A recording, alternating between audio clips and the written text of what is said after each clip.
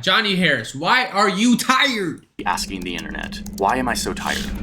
Searching for answers to something we all feel but don't really understand. Me every morning day, we're waking up feeling a little bit more worn out than we were the day before. Our afternoon slumps are a little slumpier. No matter how much I'm fucking sleeping, I can never catch up on my sleep, and it pisses me the fuck off. Show that companies make fun of us for this. What's going on? It's a 3 p.m. slump. Selling us meat or cheese or coffee or human-grade jet fuel to somehow cure our afternoon energy deficit.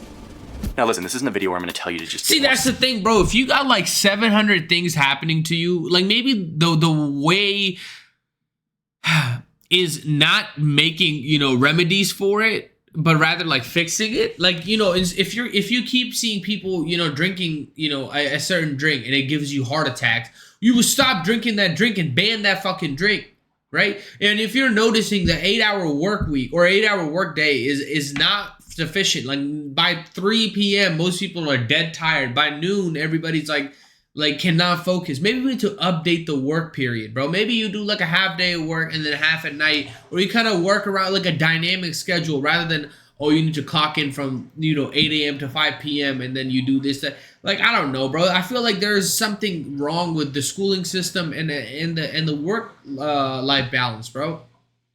Somehow all the jobs work perfectly fine when we were working from home, when everybody nowadays, or even back in the day, were like, oh yeah, you can never do half of this shit from home. But somehow during COVID, we figured it out.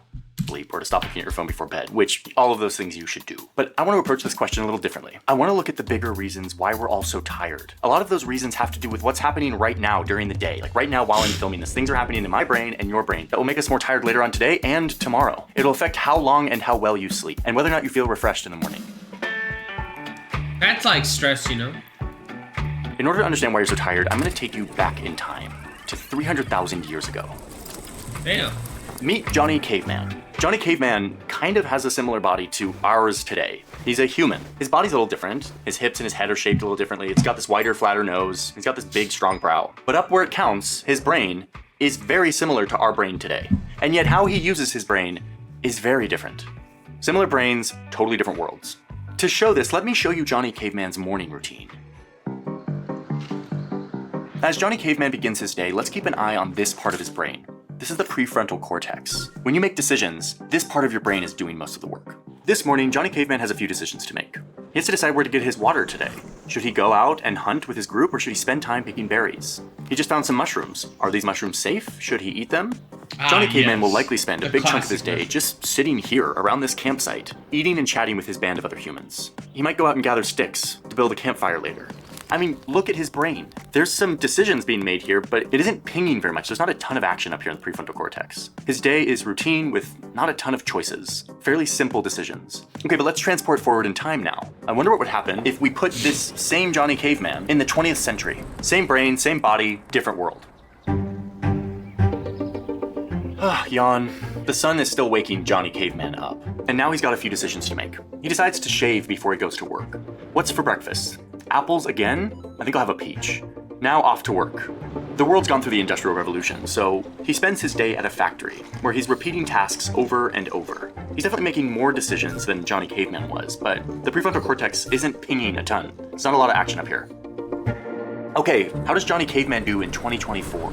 Did I get enough sleep last night? Where's my phone? Is my kid's concert today or tomorrow? Ugh, I need new socks. These don't match. What should I eat for lunch later? Should I cancel with my coworker? Did I have a burrito yesterday? I need to remember to send the receipts to the insurance company. I need to file that expense. Bro, I feel like people have to do so much more to keep themselves entertained. Back in the day, bro, you could just do whatever and just chill. Nowadays, your parents want you to do this, they want you to do that, they want you to, join extracurriculars. If you're not doing 700 things, you're not really getting far in life, How much gas is in the car? Oil change this week. Why is the ice cream so significant? Should I be upgrading to a different machine? It's 8:30 in the morning, and I've already made a ton of decisions, way more than Johnny Caveman, or the Johnny from the 20th century. These decisions are complex, they are abstract, they are high stakes. My prefrontal cortex is going bananas. One estimate I read said that modern humans make 35,000 decisions every day. We make more than 200 decisions about food alone. Okay, I get it. Modern life is full of a lot of decisions, but I'm not running from tigers anymore. Like, I don't have to like scavenge and hunt for my food. Shouldn't I be less tired? I'm using my brain instead of my body. And I'm doing way less physical work. I mean, we've got washing machines and dishwashers and automatic head massagers and at-home spas. And damn it, we even have lazy boys.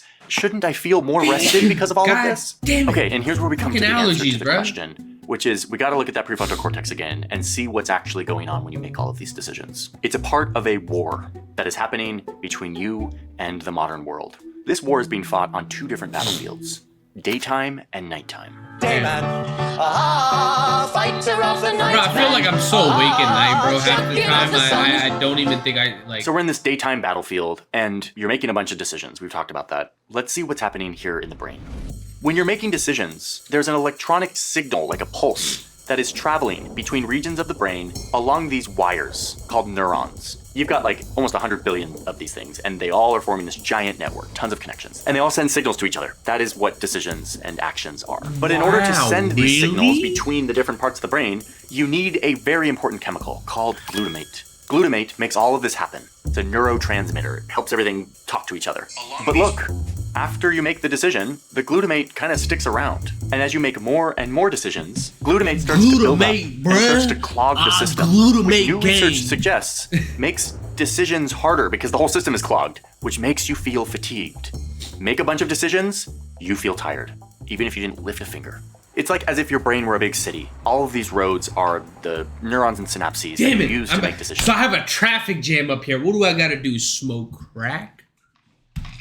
It's all functioning nicely, everyone can flow, but the more decisions you make, the more trash you produce. And the trash starts to pile up. Trash collectors will eventually move this trash out, but if you're producing a ton of trash, it starts to pile up, and it eventually starts to block the streets, making it much harder for the cars to move along, meaning for your brain. What do we do about this, Johnny Harris? For you to make Please tell me. This is what it looks like when you're really tired.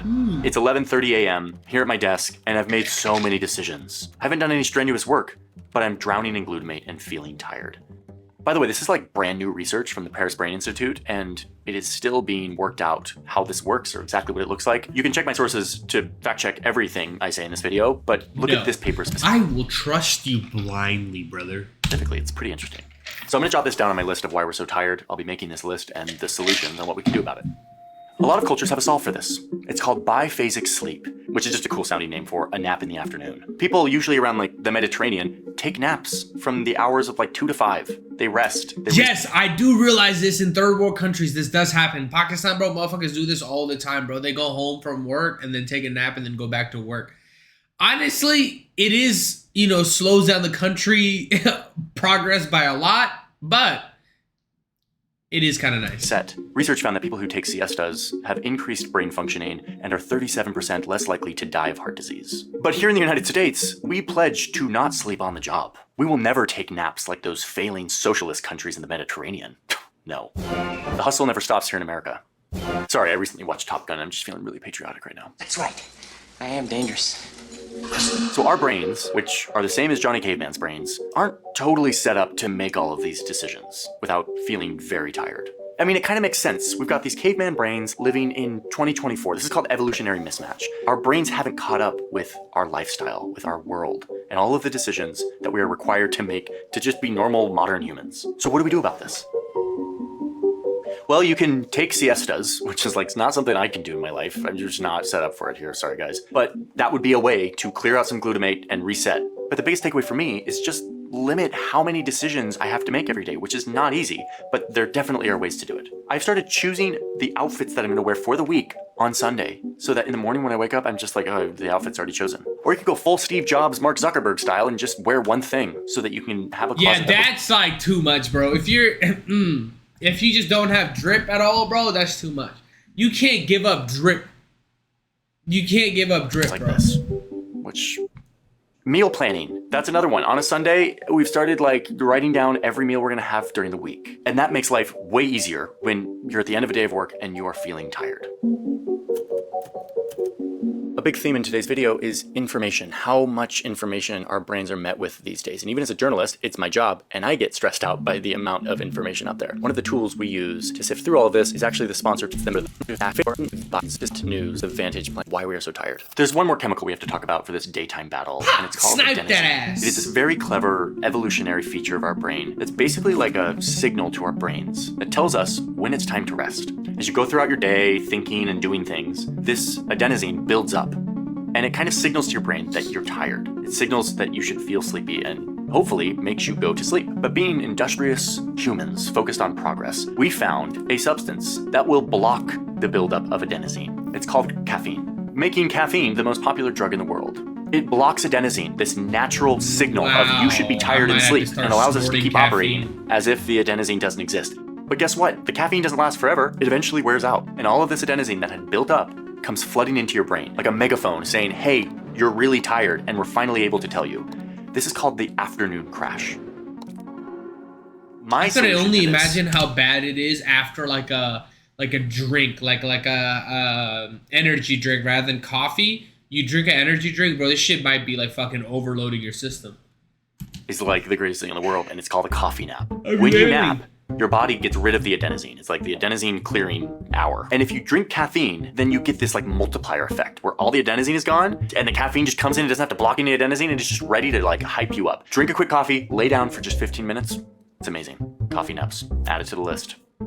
The other option is to drink your coffee a little bit like later than you would. Like don't drink it right as you wake up. Drink it between the hours of 9 and 11 a.m. so that it lasts until you're done with work and then you can. What if you get up at 9? Okay, so that is our daytime battle. Glutamate builds up because we make so many decisions. They say not to drink it for like at least 90 minutes after you wake up, so it kind of lets your system regulate. It builds up because we don't let it clear out and we block the signals because of caffeine. And our modern world doesn't like us naturally clearing these things out, so we feel really tired. Now let's get to the nighttime battle. His audio seemed nasally too. I'm fucking nasally, but his audio seemed very nasally.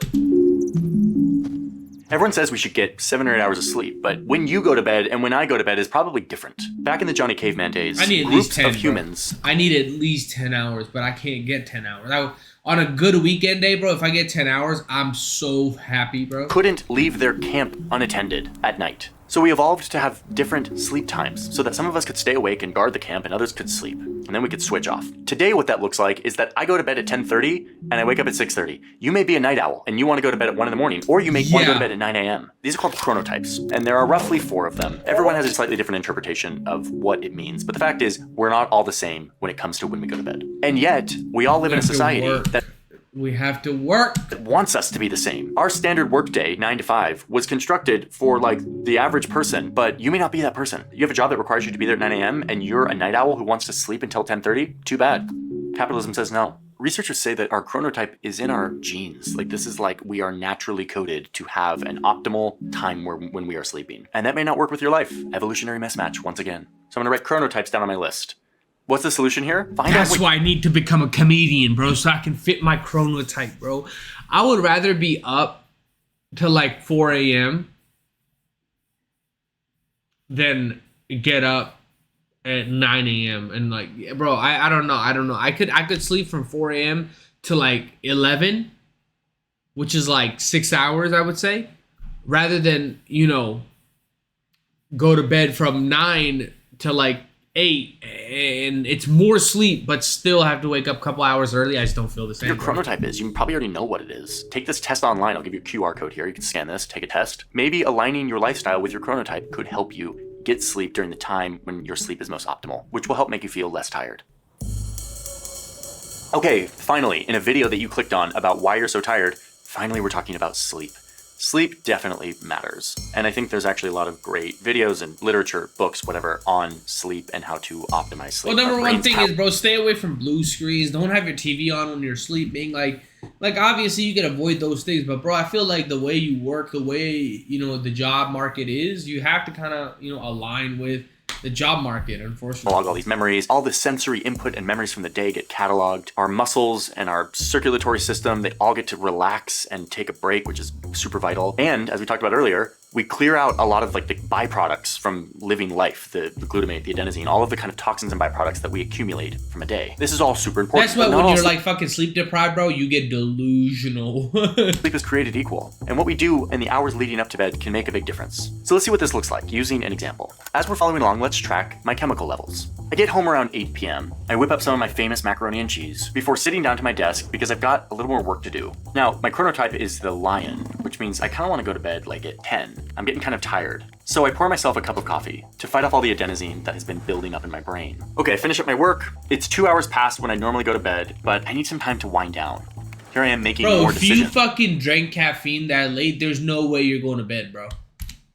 I could not sleep. If I drank caffeine after like 6 p.m., there's no way I'm going to bed. It's on Netflix. And look, even though it's nighttime outside, this giant TV screen is emitting light. My brain thinks this is the sun. It thinks it's daytime. So it blocks the release of melatonin. Melatonin is a chemical that we need to shift our brain from wakefulness to sleep. Finally, after some Netflix, I feel like I've wound down and I'm gonna go to bed. It's 2 a.m. I turn off the TV and I get a little bit of melatonin, but not nearly enough to feel tired. I've got a ton of adenosine in my brain, but it's not registering. I should be feeling tired, but all of this adenosine is blocked by the caffeine I had earlier. One more look at my phone to set my alarm. Gotta check Instagram really quick. Eventually the caffeine wears off, the adenosine comes flooding in, and I fall right asleep. But it's now 3 a.m. My body goes through the important process of clearing out all these chemicals. It's a slow process. I need time to do this. My body's making great progress, and then it's been 5 hours, which is just not enough time for our bodies to take out all the trash. My brain still kind of looks like this. That's me. I'm gonna start my day with all of the residual glutamate chemicals swirling around in my brain as I start to make new decisions. And yeah, within like 1 glutamate. week of doing this, you want to fucking shoot up the fucking club, bro.